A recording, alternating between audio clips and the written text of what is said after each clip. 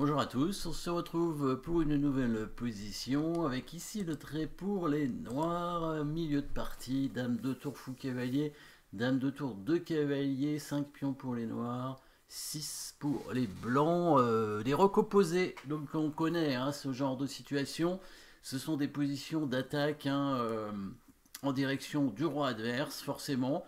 À partir du moment où il y a encore les dames, bien sûr, parce que les dames, c'est vraiment ce qui fait la puissance de l'attaque. Sans les dames, l'attaque est quand même largement moins forte.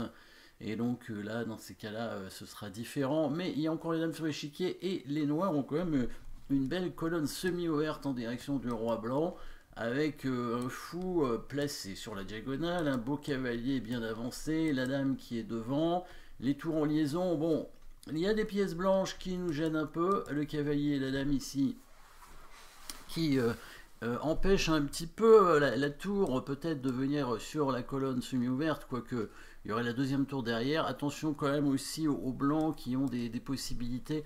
En prenant ce pion, ils ouvriraient la colonne de leur tour, ils menaceraient mat directement sur ce pion en C7, donc des coups forcés ici. Un échec c'est tout, il n'est pas bon, bien sûr dame prend pion échec en H2, on va quand même pas faire ça, pas tout de suite en tout cas. Menace de mat, oui il y en a, mais est-ce qu'elles sont vraiment intéressantes? Alors, menace de mat par exemple dame prend cavalier, c'est une menace de mat, puisque bon, c'est pas une menace de mat en un coup, menace de mat en plusieurs coups, dame prend F2 qui est G3 et dame prend G2 mat avec l'aide du fou. C'est pas inintéressant, mais ouais, et puis on prend dame, après il y a la tour qui arriverait, c'est pas inintéressant, c'est pas inintéressant, mais peut-être qu'on donne un petit peu trop de matériel pour l'instant.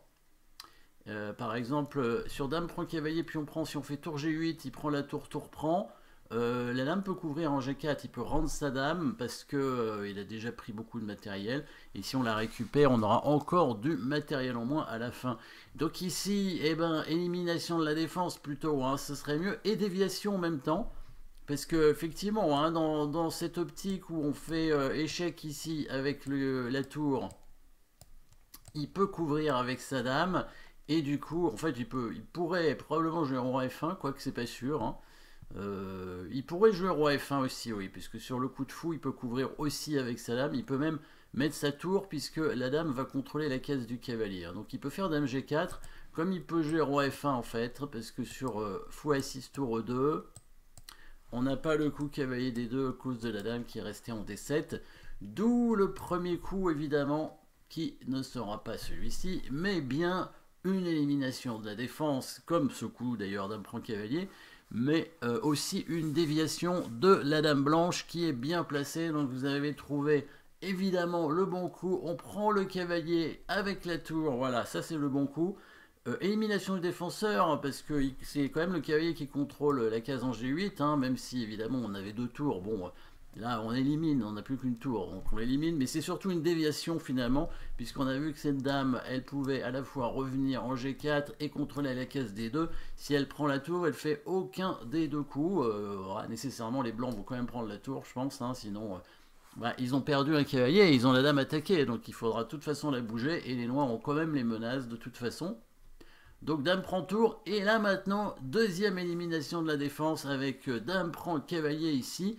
Alors évidemment les blancs sont pas obligés de prendre la dame, mais il y a quand même la fameuse menace de mat, dame prend F2, cavalier G3 et dame prend G2 mat déjà.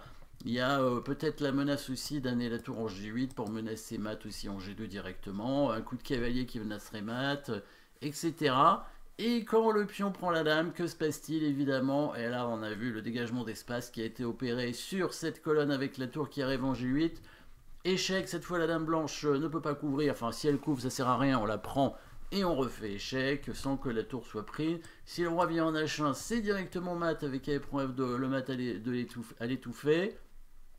Et quand le roi vient en F1, le petit coup de fou qui va bien, évidemment, sur la diagonale, qui oblige les blancs à couvrir avec leur tour, parce que le roi n'a pas de case. C'est une sorte de blocage ici.